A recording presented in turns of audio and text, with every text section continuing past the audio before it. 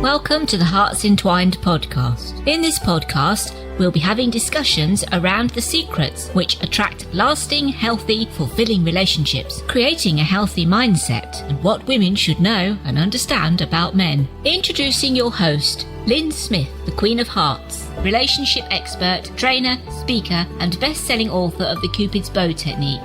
Lynn's mission is to have a positive impact in reducing divorce, domestic violence, and suicide. Welcome to the Hearts Entwined podcast. This is your host, Lynn Smith, and today I'm very excited to tell you I've got a wonderful, lovely lady guest for today. Her name is Laurie Carpenos. Welcome, Laurie. Oh, hi, Lynn. It's so nice to be here with you. And Laurie, what is your preferred title that you like to use when referencing who you are and what you do? Well, I'm a licensed marriage and family therapist in the state of Connecticut in New England, the U.S., Lynn. But I think of myself as a mentor because for ourselves. So I don't take people into the past because of what I learned from the late Sydney Banks. My postgraduate training that dates back to 1985. And I came to see that really the past does not exist anymore. And although people believe that the past affects them, it's actually how they think about the past, how they think about things that occurred in the past. That's what's affecting them in the present. So wow. I really, as a mentor, I'm just listening for how a person sees their life and their worldview, and then I'll hear what they're not understanding about how our psychological life actually works from within us. Isn't that the truth? I absolutely 100% agree. Perception is all there is, isn't it? And it isn't what necessarily has happened to you, but how you perceive what's happened to you and how you respond to that. Exactly. And our responses are going to be according to how we see things. So it's so interesting when I look back on my own past, it changes depending on what mood I'm in when I'm, remembering something from my past. If I'm in a low mood, I'll focus well in my view of things. But when I'm in an up mood, I can see with gratitude, things just look different.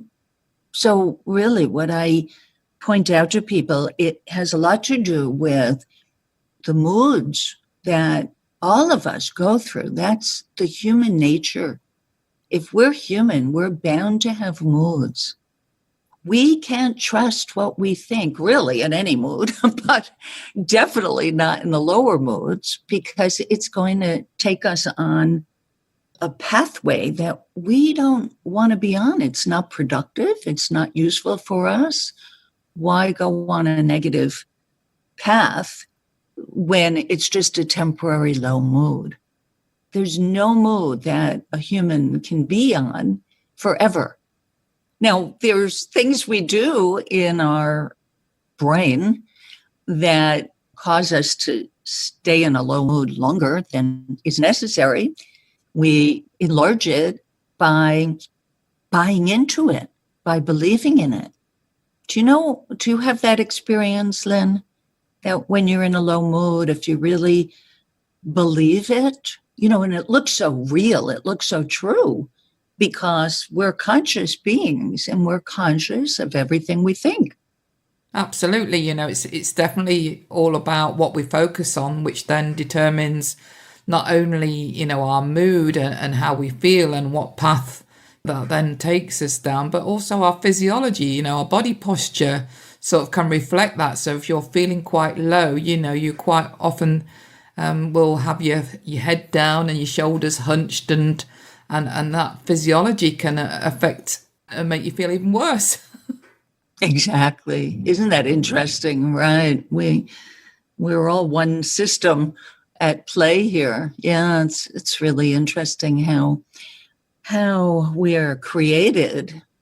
So, with that, it's kind of a feedback mechanism too. We may not always recognize in the moment that we're in a low mood. We're so in our head thinking about what went wrong and what we should have done differently and on, and how we're just not good enough in the world.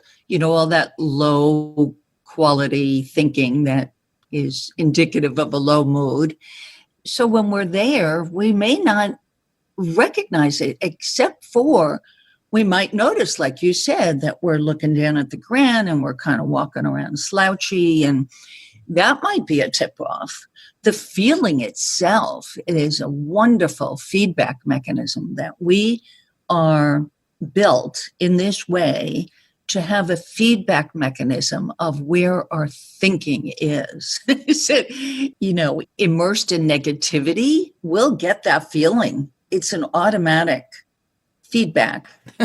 Definitely. And on that note, sort of off air, I know we was discussing around this never good enough syndrome that you was talking about, the time that you went through in your early years. And I'm more interested, and I think our listeners will be very interested in knowing more about that phase that you went through, Laurie. Yeah, well, here's the thing, Lynn. This is a bit of a story, so cut me off anytime you need to. I was already studying to be a therapist mainly because I wanted to help myself and I wanted to help my mother. I feel like I learned how to be really depressed and anxious. Bless her, my mother really suffered. And to me, it looked like I had to help her.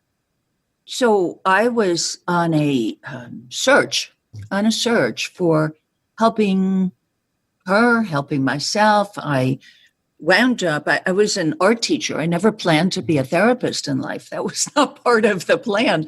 But I was searching high and low, and one thing led to another. And I decided, well, if I become a therapist, I can help myself too. And, part of that is true, that in helping others, we really help ourselves.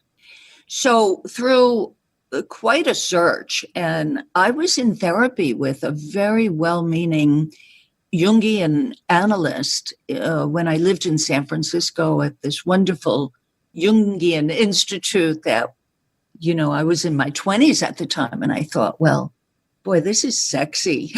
It just seemed really sexy to be going to this old institute and being analyzed.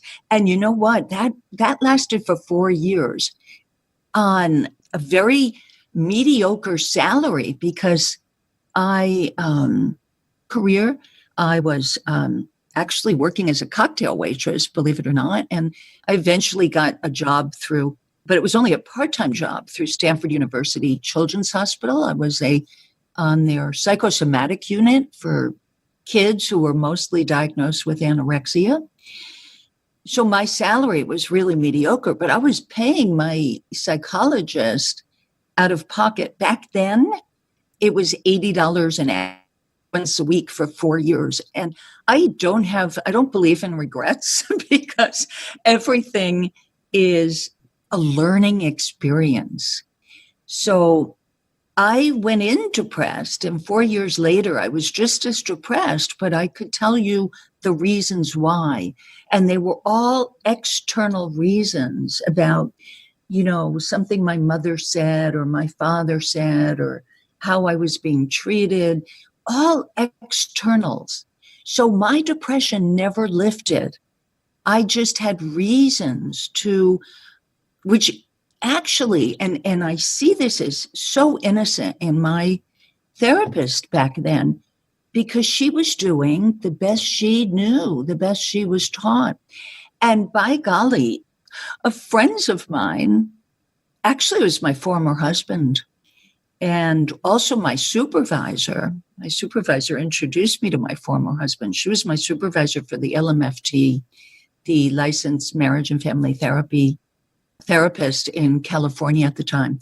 So they brought me to a talk by the late Sydney Banks This was about 1984.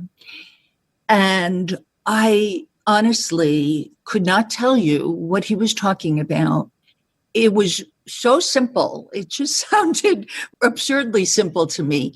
But I felt a relief, this feeling of relief. And it had something to do with, I'm not running my life. I'm not running the show here. It's not all up to me. Whether I'm married, divorced, single, the things that happen in life is not my fault. I didn't make it happen. Life happens and we respond or react to it. And I was very much in reactive mode, trying to fix myself because I never felt adequate. I never felt like I was good enough. Whether it was pretty enough, smart enough. At times it was, I was in my 20s. So back then I had thoughts about, my blonde girlfriends have more fun. And I bought into that. I believe that. I'm surprised I didn't dye my hair blonde. And people do things like that because they honestly believe, or if they're driving a fancy car, or if they are wearing, the best clothing, our externals are not what make a person. And what I saw through then, I decided I was going to go to every talk I could possibly go to that Sid Banks offered. And they were all over the country. And at the time, and he's even presented in his later life in other countries, but we would just go to a Sid Banks talk and then go on vacation because the feeling was so wonderful. We'd get into this beautiful feeling because whatever Sid's words were, they really resonated with, we're good. We are coming from some formless energy. You can call it the spiritual aspect of life that we can't see. It's formless. We don't see it, but we know that there's an energy that's flowing through us. It's what's beating our heart and pumping our lungs. What does that? It's not us doing it. We don't have to think our way into living. It's a gift that's given to us. But the thinking that we follow as though it's an absolute truth is going to lead us astray or lead us back into love. What I really have come to see is that formless spiritual energy, you can call it pure consciousness, which is uncontaminated by negative thinking. That energy is love. And I know it because I'll drop into that feeling of love when there's nothing on my mind. I could be in a supermarket, have a bunch of stuff on my mind, like, I got to get through this quick so I can get onto the 5 other things I have planned to do. I could be in my head like this, and then I'll catch the face of a baby in a shopping cart. And all that thinking is out of my head, and I drop into this feeling of love. This is a strange baby. You have no idea who the parents are, but I can feel it. That feeling is available the minute we let go of all the thinking that's on our mind and just clear our head. And I think, listening to Sid Banks, and anybody can do that now. They can just Google Sydney Banks. There are some old talks that are free for people to hear. There's something about the feeling that he did not live in that feeling from birth, that's for sure. He only lived in that feeling from the point of his insight and his epiphany about how life really works from the inside out. We just take it for granted that we work from outside in, that whatever happens to us is going to have an effect on us. But you know what? Even looking at really awful things that have happened in life, like 9/11, I'm sure you were affected by that even in Spain. I think you come from the UK, but you're living in Spain. And I think that's where you lived when 9/11 happened in New York. Well, of course, that felt terrible, awful to all of us. But I know personally that when my mind was not on that, it was moments during the first week that happened. I would be thinking about something else. I was not affected by that awful thing that happened when my mind wasn't on it. So to me, I mean, that's just proof that we're not affected by what's not in our head. I agree 100%. I do advocate and do believe that we are, and we know that we are, just pure energy. Everything is just pure energy. If we had a high-powered microscope and put it on any solid or living thing, we'd just see that we're all energy particles at the end of the day in different forms. And like you say, I think what our highest self is from the heart is trying to say is that look at the pure love energy that is who you truly are as a human being. Yeah, so easy to forget. Yeah, and get out of our heads, get out of our heads. Yeah, absolutely. I mean, when I had all those thoughts in my 20s and, it made life miserable for me, made life miserable to think that we are not good enough because of some external factor. It's heartbreaking. I have a group now of 20-somethings because I want to share what has been so valuable for me to see so they don't have to suffer. Because I think that's where we start picking up, we're comparing ourselves to others and it's so easy to come up short. But guess what? Other people are comparing themselves to us and then they're coming up short. I love to think of it as, we're coming from this one pure, loving energy and almost like a prism that brings that energy into the world of form. Each one of us is expressing that in our own unique way. So we all have different talents. Even when we don't know what that talent is yet, it could be as simple as having a talent for recognizing your state of mind. I mean, everybody can do that. There's not one person alive who can't feel where their state of mind is. That's built in. We're born with that. I mean, that, to me, that's a mind blower. What Sid discovered to me is nothing short of the discovery of fire.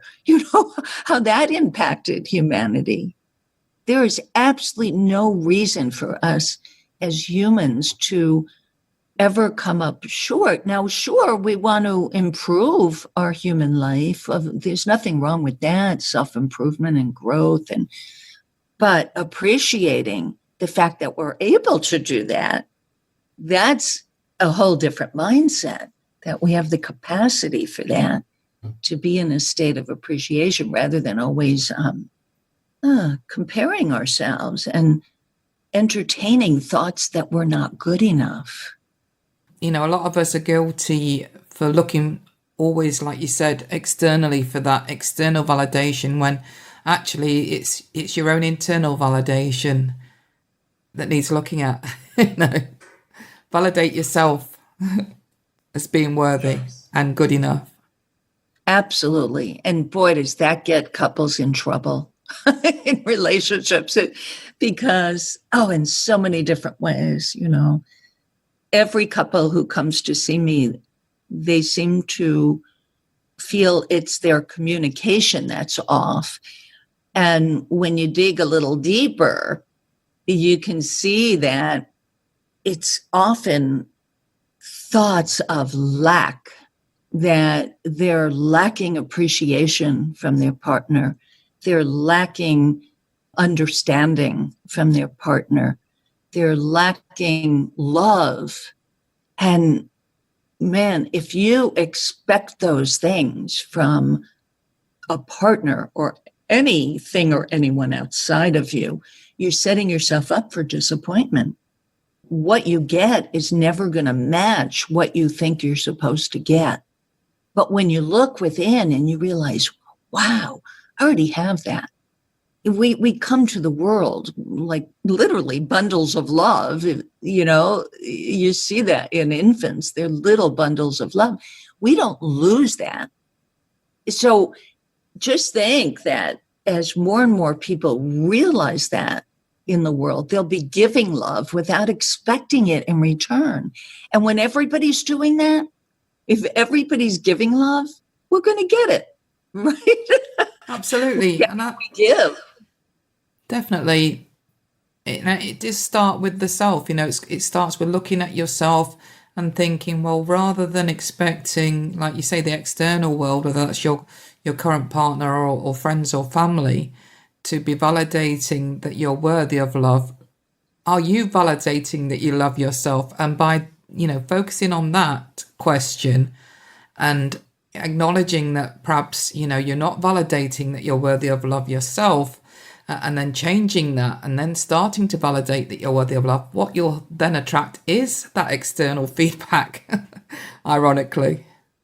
Yeah, that whole idea of not being worthy, isn't that a bunch of bunk? I mean, Laurie, how did that impact your relationships at the time, that the never good enough syndrome? Oh, well, I'm no longer married, for one thing. And, that was really what fueled my depression, this idea of not being good enough. For some reason, I didn't go to jealousy, but a lot of my clients go to jealousy. When they think they're not good enough, they become very jealous of anyone other than themselves. And that's where control comes in. A lot of people feel controlled in their relationship. Well, it's coming from a partner who feels very insecure and lacking this understanding that there are perfect souls. We're perfect souls. It's the human that follows their negative thinking or follows mistaken thinking that will lead them to bad behaviors, and there's a wide range of bad behaviors, from people who think, who find justification in murdering someone, to somebody who finds justification in stealing from someone, to someone who finds justification in having to keep control of their partner because of their own insecurity. It's insecure thinking that leads people down a negative path. That is the only thing. I was just in a conference for this, Lynn, in the UK in June, and one of the keynote speakers was a man who had recently come out of, I don't know about recently, I think he was out for about a year or so, and he was learning what Sid Banks brought to us, brought into the world, I should say. And he was a wonderful speaker because he talked about how his whole adult life he had been in and out of prison, and he was absolutely confident he was out for good. There was no reason he would ever go back to the old shenanigans that would bring him back in. But his mindset changed. He saw himself as that a person at that level of society who could only exist by criminal activity.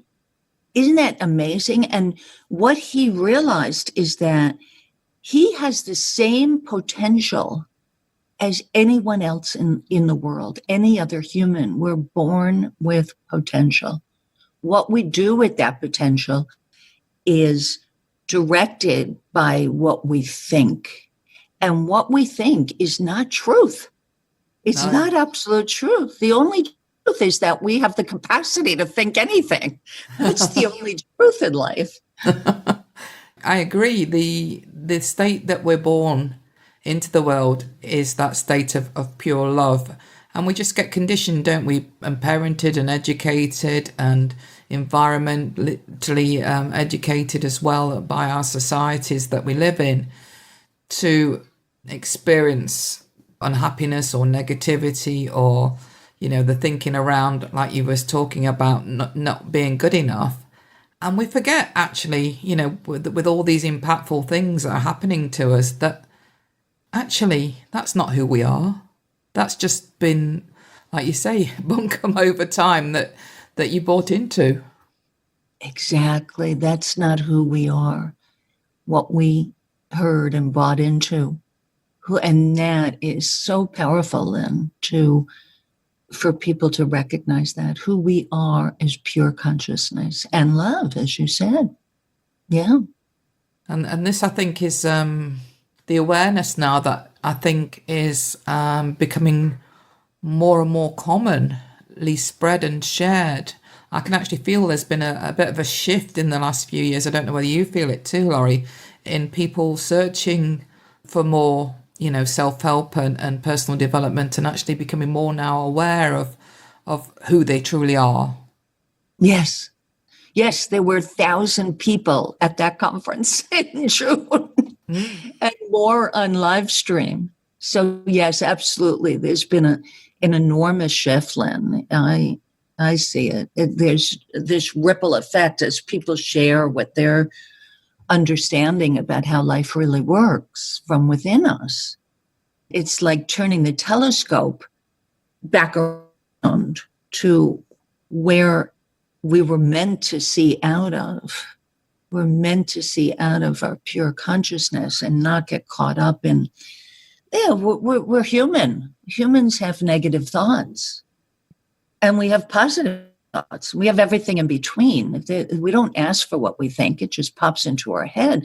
But what we do with it is what will bring us back within ourselves to a pure, loving feeling, or it'll bring us into a space that we're not going to get anything from. There's no value in following our negative thinking, our less than thinking, our judgmental thinking, because all of that is coming from the human brain. And quite often we're not even aware that we're slipping into that mode of thinking, because we're quite often, in victim mode and think that life is happening to us and we've got no control over our lives, when actually we have enormous power. Once we become more conscious and aware of our thinking, we can change that in an instant. Well, I'm not always that adept. But what you're referring to, I think, is when we see it, then it changes on a dime. I mean, when I try to change in the past, positive thinking was in vogue for a while, and I tried to change what I thought to a positive when I was in negativity. And, it didn't catch on because I knew I was hoodwinking myself. But knowing that my negative thinking is going to pass, so I don't feed it. And it does. By golly, it passes naturally on its own. Just when I don't give it any juice, when I don't give it any energy, it passes. This reminds me, too, I think I mentioned that I put out to a community I have on a Facebook group called Conscious Dating Community. I asked them what they'd like me to speak about on this podcast with you. And the one comment that came back that I would love to speak to about is how do you trust other people, right? So for not just single people, but people in relationships also who, when I mentor my couples, if someone had an affair or somebody drained the bank account or somebody got caught up in drugs, even though they've been clean for a year, their partner may still feel like, oh, I don't know. How can I trust that this is the real deal? Well, here's my answer to that.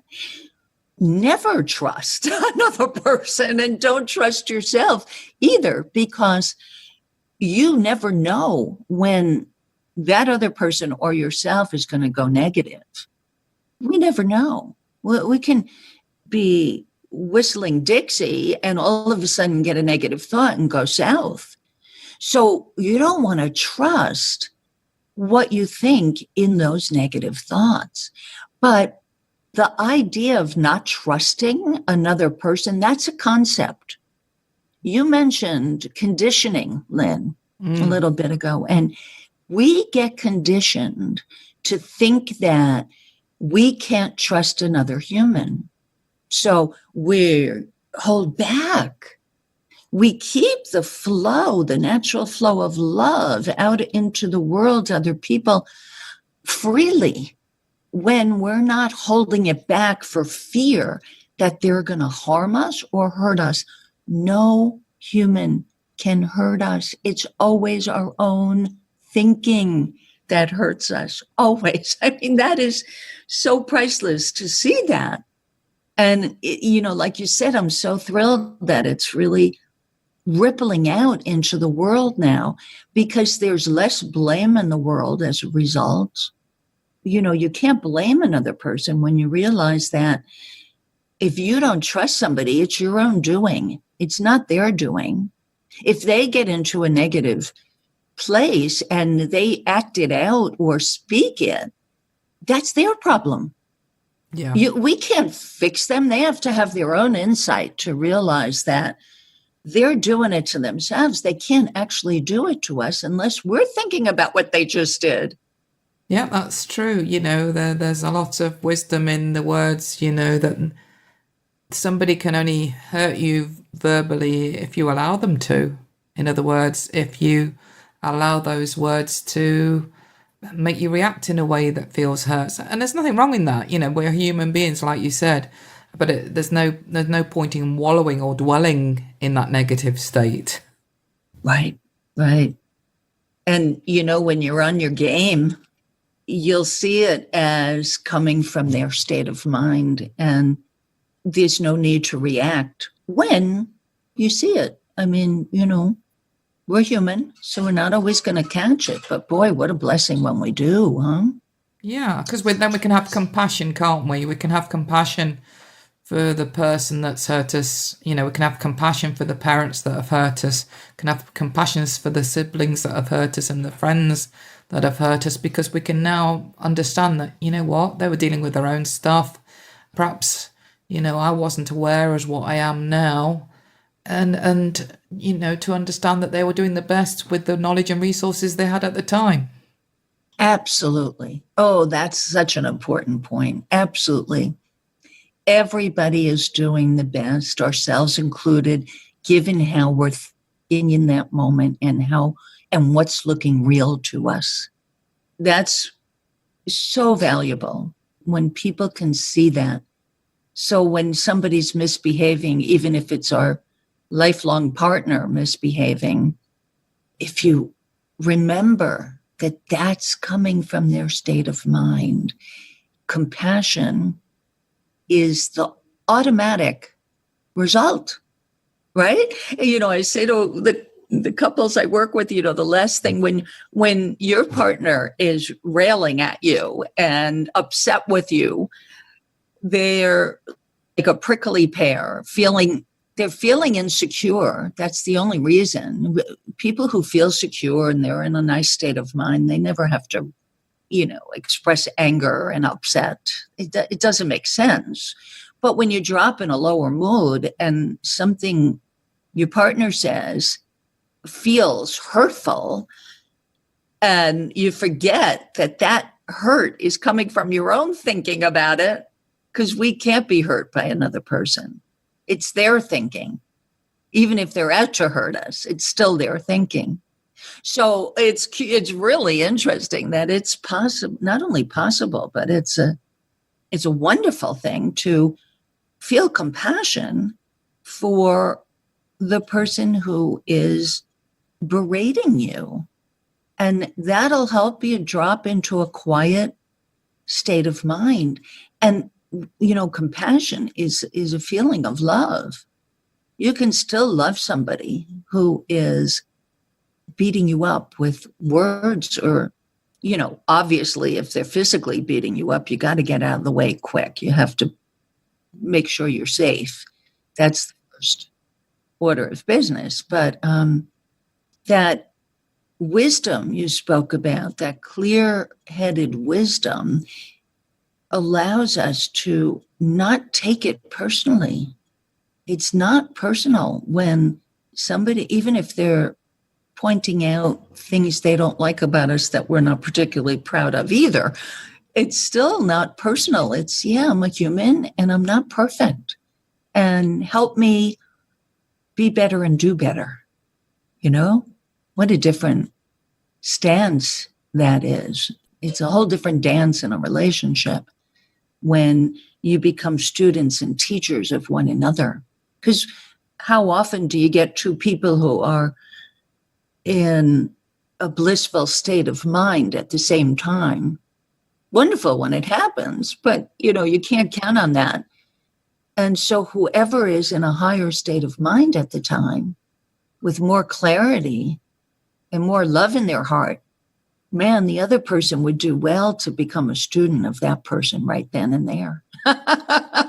And then the role of student teacher shifts, at different times.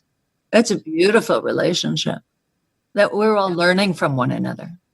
Massively, and whether you're in an intimate relationship or not, we are, always a student, aren't we, in life? Always a student of life. Absolutely. Right. Well, on that note, Laurie, I'm going to have to, unfortunately, end this particular episode, but I'd love to have you back on again and perhaps we can dig a bit deeper into the subject of, the trust issue, for example, which we didn't have time to delve into on this particular episode, but, it's something that we could probably get into and discuss on a future episode. Oh, thank you, Lynn. I'd love that. I'd really enjoy that. Thank you. So for the benefit of our listeners, Laurie, what's your best contact information? Probably my email, which is my first name, Laurie, at the number 3, not 3 spelled out, the number 3 principlestherapy.com. So by email or on Facebook, and I'm Emmy at my name, Laurie Carpenos. That's probably the best way to contact me. Excellent. And any other contact information, I'll make sure goes into the show notes, as well as more information about Laurie herself, so you can find out more about her and what she does. Wonderful, wise lady. Thank you so much for sharing your wisdom with us today, Laurie. Oh, thank you, Lynn, and your wisdom as well. I'm so glad we connected. That's another story about how we connected, right? Yeah, it is. And on that note, listeners, until next time, remember that true love starts with opening your hearts. So until next time, goodbye for now. Thanks for listening to the Hearts Entwined podcast. You can follow Lynn via the Facebook group Two Hearts Entwined, or search Lynn Smith, inspirational speaker, at LinkedIn, or email lynn@hearts-entwined.com. That's LYN@hearts-entwined.com. Remember, true love starts with opening our hearts.